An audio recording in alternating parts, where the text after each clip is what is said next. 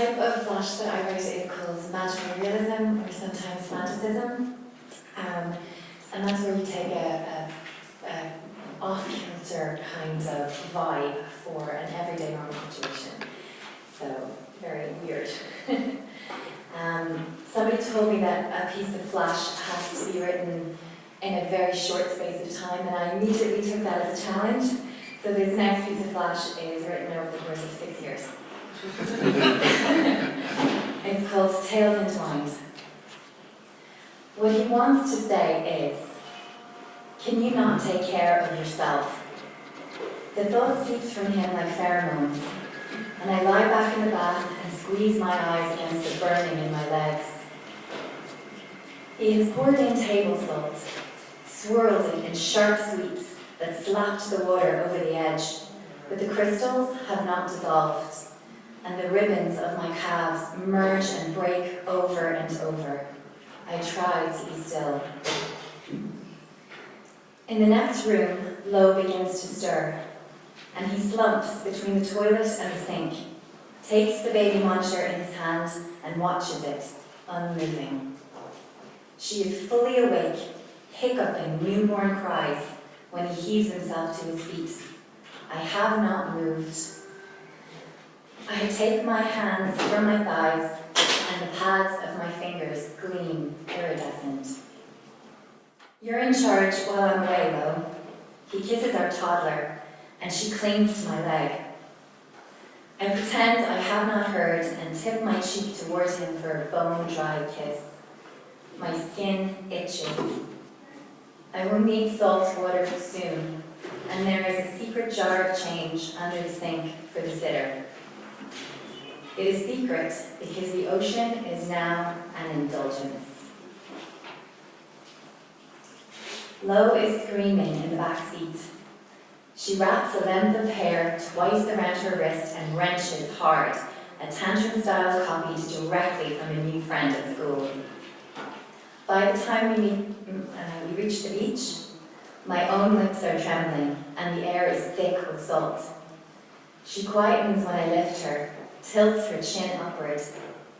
The sand is damp and the scales slice through the soles of my feet. Lo's arms cling to my neck and there is guilt-ridden pleasure in the pressure, the quiet. It reminds me of tales entwined. I bring her so close that I worry I may beach. A sudden sweep of headlights ends its trajectory a few feet from where we stand. I hear him calling stern into the night, and Lo's head snaps towards the sound of her father's voice. The crash of surf is urgent. It reaches my toes. Until she looks back at me, her eyes huge and rimmed in white. I am unsure if my legs are still beneath me or if we are already swimming away.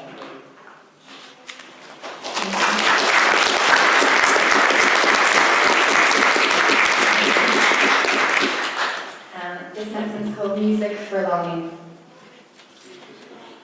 I call him to us. I bring him into our home through the water in our kitchen sink. He heaves himself up and out, and the dishes on the draining board clatter when his elbow knocks against the wire rack. Sodden hair covers his face, and I step back from this hulking form, lowering himself, dripping onto my faded lino.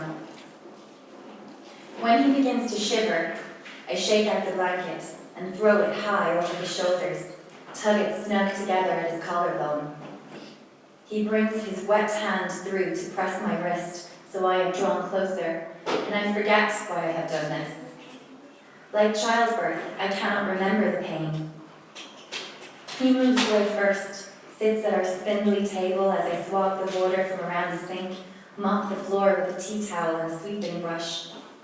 I can feel him, every breath he takes of fetid city air. When there is nothing left to clean, I look out at the concrete yard where 3 children strike at a tennis ball, using a golf club and hurl to skitter it against the wall. There is no green here. Even the weeds are brown and hardened.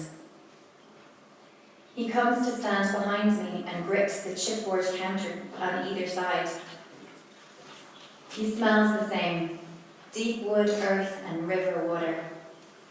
My head tips back against the damp weave, and I inhale the scent that rises from the heated cleft between his collar and his neck.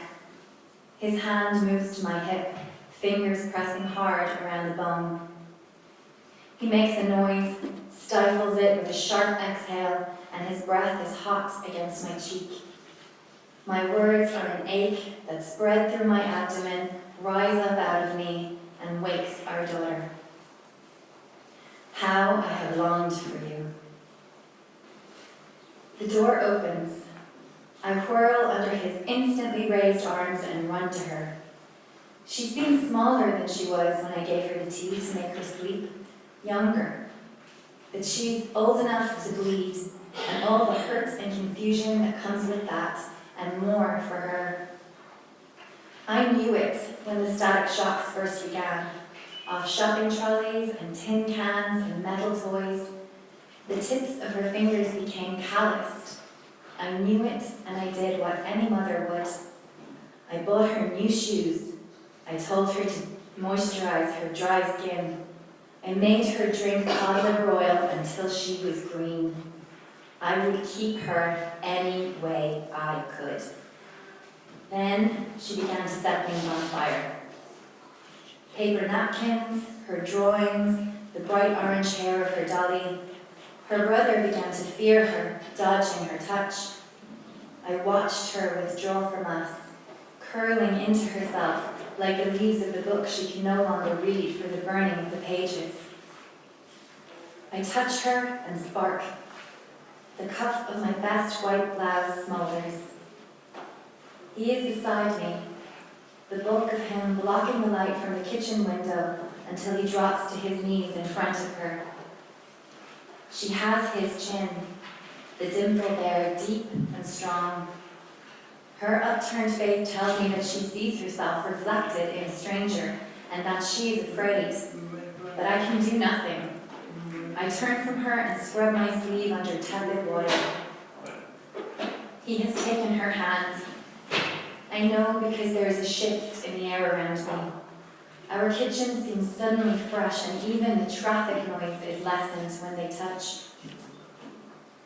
They are half gone when I snatch her wrist. She is 11. I should have more time. Her brother wakes from his nap, and I hear him singing The Wheels on the Bus in his cot, off-key and emphatic.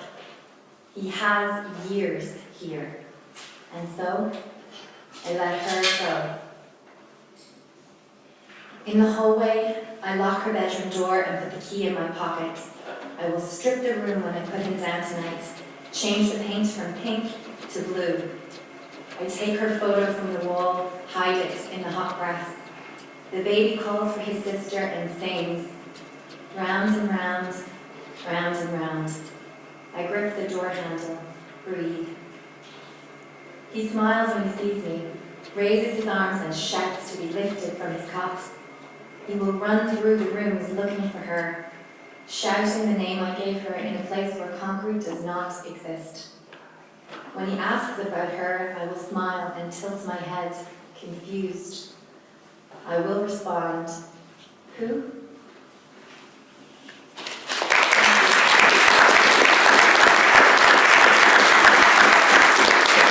have 2 minutes. I feel like I've been up here for about 2 hours. I have one more if I'm short. This next one is called Drowning in Starfire, and I think every mother in the room might just understand what I'm talking about. Drowning in Starfire.